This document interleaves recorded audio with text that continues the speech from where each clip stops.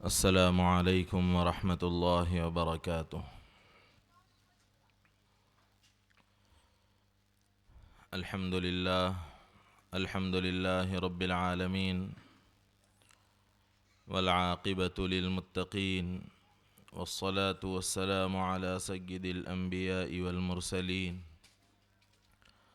خاتم النبیین محمد وعلی آلہ واصحابہ اجمعین۔ اما بعد فاعوذ باللہ من الشیطان الرجیم، بسم اللہ الرحمن الرحیم۔ ان الدین عند اللہ الاسلام،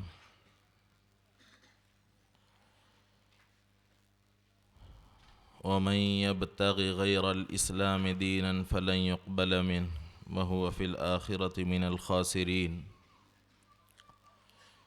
وقال النبی صلی اللہ علیہ وسلم: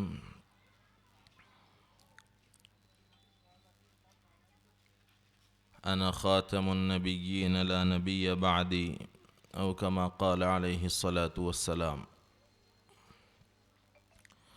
قابل قدر بزرگوں اور عزیز ساتھیوں،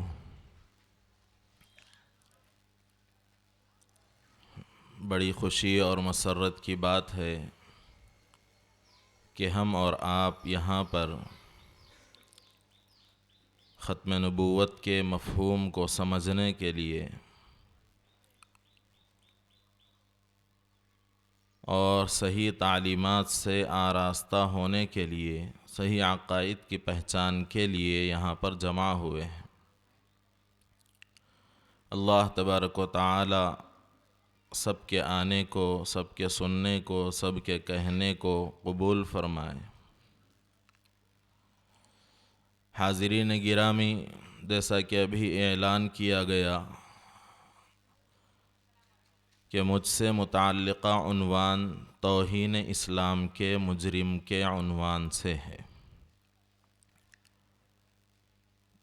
توہین کہتے ہیں اہانت کرنا، کسی کو حقیر سمجھنا، کسی کا استہزاء کرنا، مذاق اڑانا۔ اب یہ مختلف اعتبارات سے ہوتا ہے۔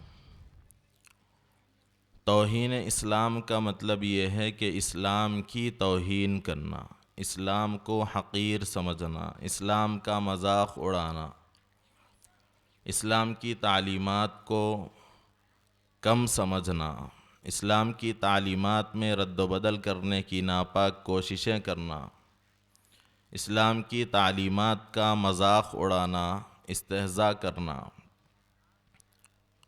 اسلامی شخصیات کا مذاق اڑانا، ان کا استہزاء کرنا، اسلامی شخصیات کو ان کے مرتبے سے ہٹا دینا، یہ ساری کی ساری چیزیں توہین اسلام کے زمرے میں آتی۔ چنانچہ اس تعریف کو ذہن میں رکھتے ہوئے اگر دیکھا جائے تو توہین اسلام کے بہت سارے مجرمین اس دنیا کے اندر ہمیں مل جاتے ہیں۔ توہین اسلام کے بہت سارے مجرمین پائے جاتے ہیں، جن میں سے کچھ فتنوں کا ذکر آپ حضرات نے ماقبل میں سنا، خصوصیت سے ابھی ماقبل کے مقرر سے گوہر شاہی سے متعلق سنا کہ کس قدر وہ اسلام کے ساتھ، اسلامی اعتقادات کے ساتھ، نبوت اور رسالت کے ساتھ، اور یہاں تک کہ نعوذ باللہ من ذالک اللہ تبارک و تعالیٰ کے ساتھ بھی اس نے استہزاء کا معاملہ کیا۔ کس قدر توہین آمیز کلمات اس نے اللہ کے بارے میں اور اللہ کے رسول صلی اللہ علیہ وسلم کے بارے میں فرمائے۔ ایسے ہی بہت سارے مجرمین ہیں جو اسلام کی توہین کرتے ہیں، جس میں کچھ مجرمین تو وہ ہیں جو اسلام کی کھلم کھلا توہین کرتے ہیں، جیسے یہود ہے، نصارہ ہے، ہنود ہے، مشرکین ہیں، کفار ہیں،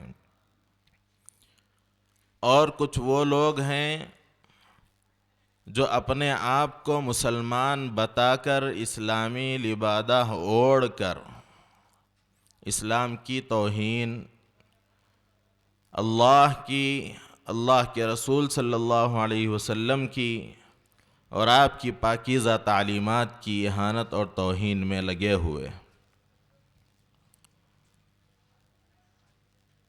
جیسے آپ حضرات سنیں گے انجینئر علی مرزا سے متعلق، جاوید احمد غامدی سے متعلق، ایسے ہی اور بھی بہت سارے فتنے.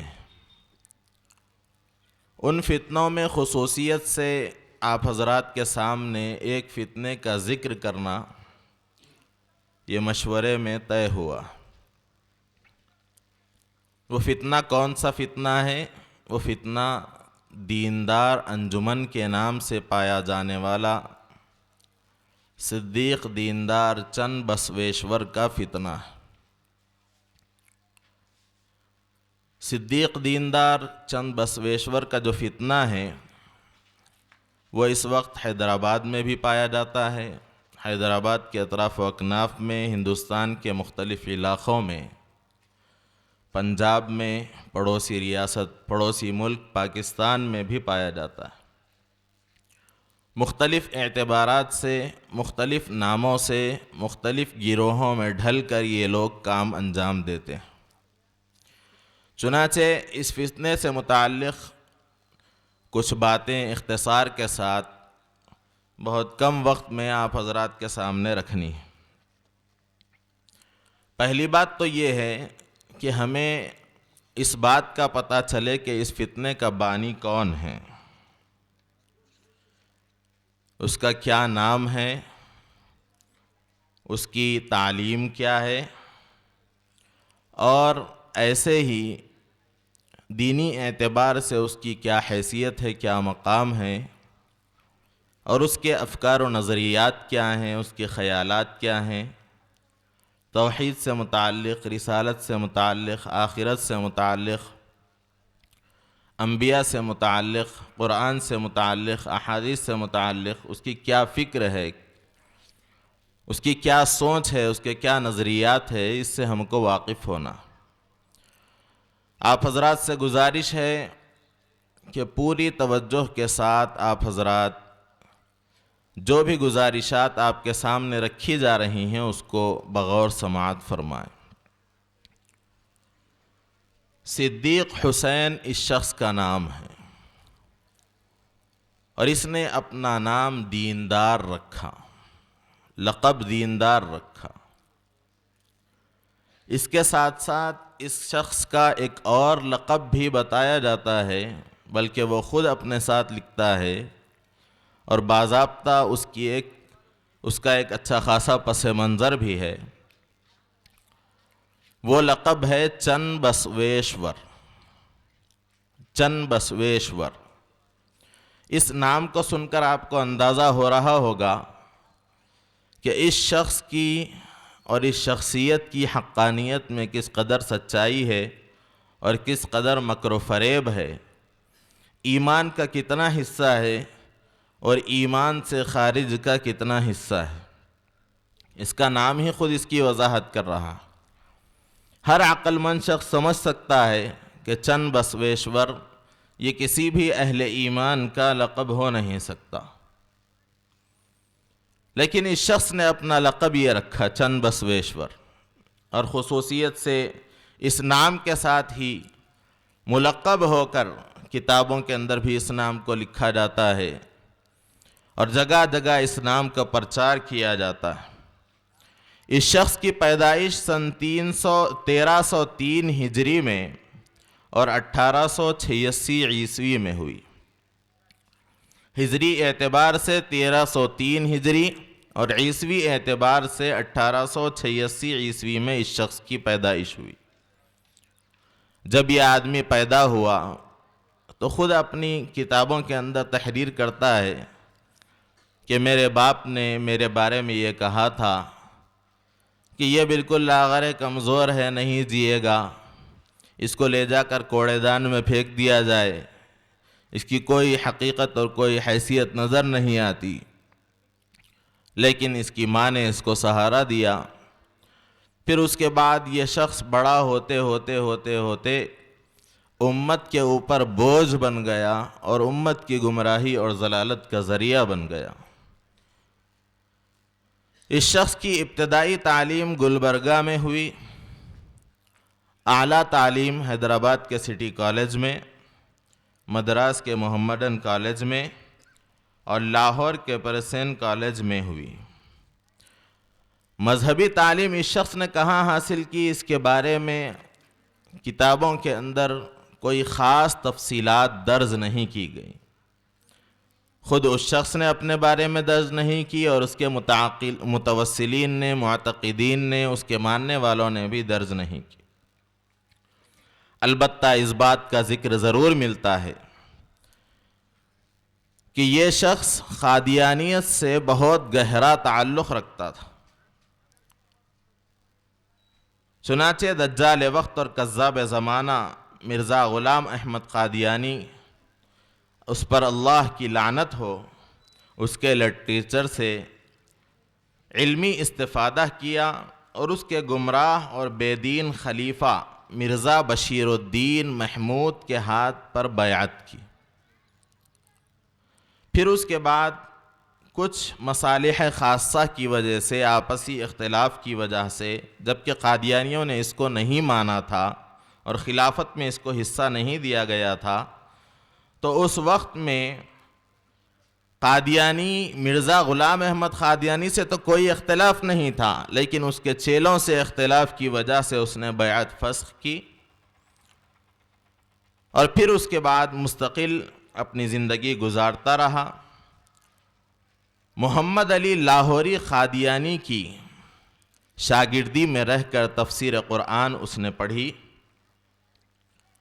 اور پھر مرزا غلام محمد قادیانی کے لٹریچر سے استفادہ کر کے دوبارہ ہندوستان واپس ہوا اور واپس ہونے کے بعد بہت ساری قادیانی پیشن گوئیوں کو اپنے ساتھ اس نے کھینچتان کر اپنے اوپر چسپاں کیا اور ہندوؤں کی کتابوں سے، ان کے ویدوں سے اور بہت ساری چیزوں سے اپنے آپ کو 1924 میں گدک نامی مقام پر ہندوؤں کے موعود اور اوتار چند بسویشور ہونے کا اس نے اعلان کر دیا۔ یہ اس شخص کی ابتدائی مختصر سی تاریخ تھی۔ اب اس سے خود اندازہ لگایا جا سکتا ہے کہ اس شخص کی سچائی کیا ہے، حقیقت کیا ہے، اس کی بنیاد کیا ہے، اس کی تربیت کے پیچھے کس کا ہاتھ ہے اور اس کی تعلیم کے پیچھے کس کا ہاتھ۔ چنانچہ وہی قادیانیت سے متاثر ہو کر اس شخص نے بہت سارے دعاوی بھی کیے۔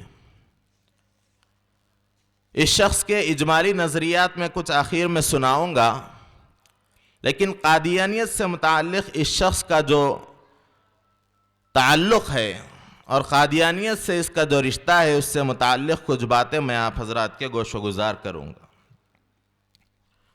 اس شخص کا تعلق قادیان سے کب سے تھا، اس کے بارے میں اسی کی کتابوں سے یہ بات ملتی ہے۔ اس شخص کی بہت ساری کتابیں ہیں، جس میں سے ایک کتاب کا نام ہے خادم خاتم النبیین۔ اس کے صفحہ نمبر 5 پر یہ بات ملتی ہے کہ یوں تو فقیر یعنی چند بسویشور 1910 عیسوی میں بھی قادیان گیا تھا۔ اس وقت اس سلسلے کی طرف توجہ زیادہ نہیں ہوئی تھی، تو اس سے معلوم ہوا کہ اس شخص کا تعلق قادیان سے سن 1910 سے ہی قائم تھا، آنا جانا لگا ہوا تھا۔ پھر اس کے بعد ایک کتاب ہے مہر نبوت، اس کے صفحہ نمبر 25 پر درج ہے کہ نبیوں کے اسرار مجھ پر کھلنے کے 2 اسباب ہیں۔ اس کی عبارت میں آپ کو سنا رہا ہوں۔ نبیوں کے اسرار مجھ پر کھلنے کے 2 اسباب ہیں۔ پہلا سبب یہ ہے کہ فقیر 1908 میں فتنہ دجال سے کما حقہ واقف ہو کر جستجو مسیح میں تھا۔ 1914 میں مسیح یعنی مرزا غلام احمد قادیانی کو پایا اور نہایت مخلصانہ طور پر 28 سال کی عمر میں ترک دنیا کر کے مزید حصول علم دین کے لیے قادیان پہنچا اور مرزا صاحب کی تحریر کردہ 10,000 صفحات سے جن میں 300 جگہ مسئلہ نبوت کو حل کرنے کی کوشش کی گئی ہے پورا واقف ہو گیا۔ اس طرح اسرار نبوت کھلنے کا اس فقیر پر سب سے پہلا سبب ہے۔ اب اندازہ لگائیے اس تحریر کے ذریعے کہ اس شخص کی بنیاد شروع سے ہی ٹیڑھی تھی، کسی بھی اعتبار سے اس شخص کے علم کو معتبر نہیں مانا جا سکتا ہے۔ کیوں؟ اس واسطے کہ تمام امت کے علماء کا، تمام مکاتب فکر کے علماء کا متفقہ فیصلہ ہے کہ مرزا غلام احمد قادیانی کافر ہے، اس کو ماننے والے بھی کافر ہے، اس کو کافر ماننے میں اگر کوئی شبہ کرتا ہے تو اس شخص کا بھی کفر ہے، اس شخص کے بھی کافر ہونے کا اعلان کیا گیا۔ وہ دجال ہے، وہ کذاب ہے، اس نے نبوت کا دعویٰ کیا، انگریزوں کے سہارے سے اس نے امت کے اندر افتراق اور جھگڑے پیدا کیے، امت کے عقائد کے اندر لوگوں کو گمراہ کرنے کی بھرپور کوشش کی، اور 1400 سال میں اس کا فتنہ اتنا پھیلا، 1400 سال کے بعد حضور اکرم صلی اللہ علیہ وسلم کے اس کا فتنہ اتنا پھیلا کہ آج بھی اس فتنے میں لوگ مبتلا۔ علماء کرام نے اس کا تعاقب کیا، خدام دین نے اس کا تعاقب کیا، جگہ جگہ اس کے اعتقادات کی اور اس کو ماننے والوں کی اس کے ماننے والوں کی پول کھولی گئی اور لوگوں کے سامنے واضح کیا گیا کہ اس کے تمام دعوے جھوٹے ہیں۔ اس نے مہدی ہونے کا دعویٰ کیا، اس نے مسیح ہونے کا دعویٰ کیا، عیسیٰ ہونے کا دعویٰ کیا اور قسم قسم کے دعوے کیے، اور پھر نبی ہونے کا بھی اس نے دعویٰ کیا۔ نبوت کی مختلف قسموں کے اعتبار سے اس نے لوگوں کے ذہنوں کو بدلنے کی کوشش کی، ختم نبوت کے اعلیٰ منصب پر اس نے ڈاکہ ڈالا۔ اب یہ شخص اس کو مسیح مانتا ہے، اس کے پاس پہنچتا ہے، اس کے 10,000 صفحات کا مطالعہ کرتا ہے اور اس کے بعد یہ کہتا ہے کہ اسرار نبوت کھلنے کا اس فقیر پر پہلا سبب قادیانیت کی تحریر کردہ لٹریچر۔ اب اندازہ لگائیے کہ کیا یہ شخص حقیقت میں ایمان والا ہو سکتا ہے؟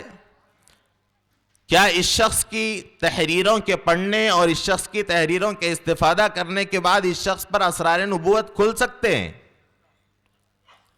ہرگز ایسا نہیں ہو سکتا۔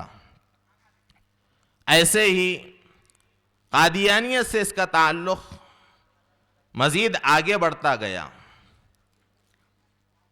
صدیق دیندار نے اکثر اپنی تحریروں میں خود کو مرزا غلام احمد قادیانی کے الہامات کا مصداق بتایا اور خود کو مرزا قادیانی کے الہام خدا 3 کو 4 کرے گا، یہ روحانی خزائن مرزا غلام احمد قادیانی کی ہے، اس کا مصداق ٹھہراتے ہوئے لکھتا ہے خادم خاتم النبیین نامی کتاب میں صفحہ نمبر 59 پر کہ میں بھائیوں کے لحاظ سے بھی چوتھا ہوں، بہنوں کے لحاظ سے بھی چوتھا ہوں، چھوٹوں میں بھی چوتھا ہوں، بڑوں میں بھی چوتھا ہوں، پیدائش کی گھڑی چوتھی ہے، دن چوتھا ہے، تاریخ چوتھی ہے، صدی بعد 1000 کے چوتھی ہے، سال چوتھا ہے، یعنی 4 رمضان پیر کا دن 1303 ہجری میں پیدا ہوا، لہٰذا میں اس بات کا مصداق ہوں کہ میں اس منصب پر فائز ہو جاؤں کہ میں قادیانی کے بعد پھر دوبارہ نبوت کا میں مصداق بن سکوں۔ نعوذ باللہ من ذالک۔ کس قدر اس کا قادیانیت سے تعلق ہے اس کو سمجھنا چاہیے، دیکھنا چاہیے۔ ایسے ہی اور بھی بہت سارے اس کے دعاوی ہیں، ان بہت سارے دعاوی کو بیان کرنے کا چونکہ موقع نہیں ہے، تفصیلات بہت زیادہ ہے، اس لیے میں اپنی بات کو مختصر کرتا ہوں کہ قادیان سے اس کا تعلق کیسا گہرا ہے، اس سے ثابت ہو گیا۔ اب ہمارے زمانے میں اس کو ماننے والے جو لوگ ہیں، دیندار انجمن کے لوگ، وہ لوگ یہ کہتے ہیں کہ ہمارا قادیانیت سے کوئی تعلق نہیں، ہم قادیانی کو نبی نہیں مانتے، ہم مرزا پر لعنت بھیجتے ہیں، ہمارا ان سے کوئی لینا دینا نہیں ہے۔ چنانچہ ان لوگوں نے اپنی خانخواہ پر، جس کا نام خانخواہ سرور عالم ہے، اس کا بھی ایک خاص پس منظر ہے۔ سرور عالم کے نام سے دھوکہ دیا گیا ہے، جیسے دیندار انجمن کا نام رکھ کر انجمن کے نام سے دھوکہ دیا گیا۔ یہ نام دیندار رکھا گیا تاکہ بھولے بھالے لوگوں کو بھٹکایا جائے، بھولے بھالے لوگوں کو پھسلایا جائے، بھولے بھالے لوگوں کے ایمان پر ڈاکہ ڈالا جائے۔ چنانچہ اس شخص نے اپنے انجمن کا نام انجمن دیندار رکھا اور لوگوں کو دھوکہ دیا۔ ایسے ہی اپنی خانخواہ کا نام خانخواہ سرور عالم رکھا اور لوگوں کو دھوکہ دیا۔ دیکھنے والے یہ سمجھتے ہیں کہ سرور عالم سے مراد جناب محمد الرسول اللہ صلی اللہ علیہ وسلم کی ذات گرامی ہوگی، لیکن حقیقت یہ ہے کہ اس شخص نے خانخواہ سرور عالم میں سرور عالم کا جو نام رکھا ہے، اس نام کا مصداق یہ شخص خود اپنی ذات کو مانتا ہے۔ وہ اس اعتبار سے کہ یہ شخص اپنے آپ کو بروز محمدی کہتا ہے، نعوذ باللہ من ذالک۔ نشأت اخری میں حضور پاک علیہ السلام کا، اس کے اندر حضور پاک علیہ السلام کی ذات کے حلول ہونے کا یہ شخص نعوذ باللہ دعویٰ کرتے ہوئے اپنے آپ کو سرور عالم ہونے کا مصداق ٹھہراتا ہے، اور پھر اس کی مناسبت سے اس جگہ کا نام خانخواہ سرور عالم رکھا گیا۔ اس قدر دھوکے بازی کے ساتھ کام لیا جاتا ہے۔ تو معزز دوستو، اس شخص کے افکار و نظریات کیا ہیں، انجمن دیندار کے افکار و نظریات کیا ہے، اس سے متعلق ہم سب کے ذہنوں میں یہ بات آویزہ ہونی چاہیے کہ ہر اعتبار سے دیکھا جائے تو اس شخص کی جھوٹ اور اس شخص کی مکاری یہ ہے کہ یہ لوگوں کو دھوکے میں رکھ کر ان کے ایمان پر ڈاکہ ڈالتا۔ توحید سے متعلق اس کے عقیدے میں خرابی ہے، رسالت سے متعلق اس کے عقیدے میں خرابی ہے، نبوت سے متعلق اس کے عقیدے میں خرابی ہے۔ چنانچہ اس شخص کے عقائد پر باضابطہ کتابیں لکھی گئی ہیں۔ آپ حضرات کی یہ ذمہ داری بنتی ہے کہ ان فتنوں سے متعلق ہم آگاہی حاصل کرتے ہوئے ان سے متعلق لکھی گئی کتابوں کا مطالعہ کریں۔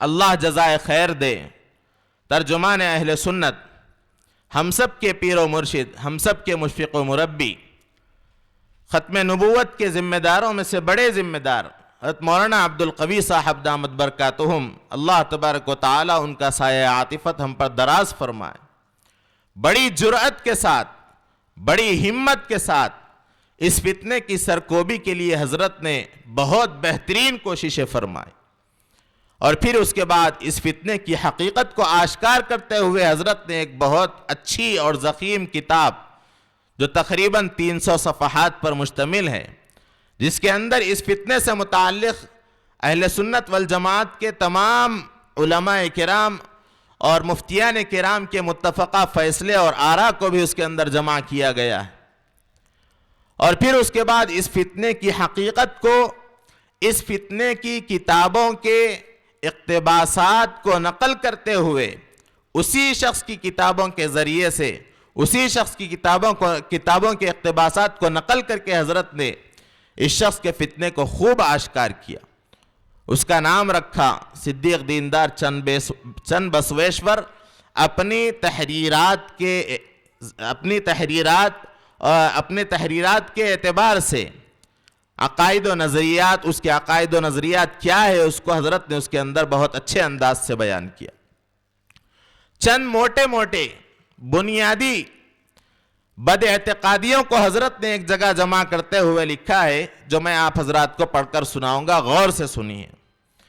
توحید کے بارے میں اہل سنت والجماعت کا عقیدہ کیا ہے؟ اسلام اور چند بسویشوریت کا تقابل، دیندار انجمن کے جو اعتقادات ہے اس کا اور اسلام کا تقابل حضرت نے چند چند چیزوں میں کیا ہے۔